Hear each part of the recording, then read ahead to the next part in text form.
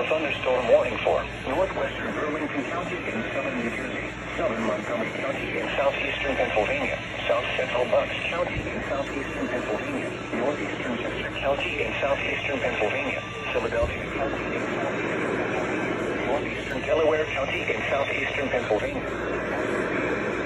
At 5:10 p.m., a severe thunderstorm was located over Valley Forge, northeast of West Chester, moving east at 30 miles per hour. 60 miles per hour wind gusts and penny-sized hail. Radar indicated.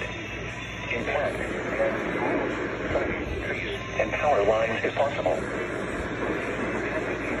Philadelphia, Ben Salem, Northfield, Furryville, Lansdale, West Norton, East Norton, Palmyra, Catboro, Kemper, Carlsville, Allentown, Numbers, Trent,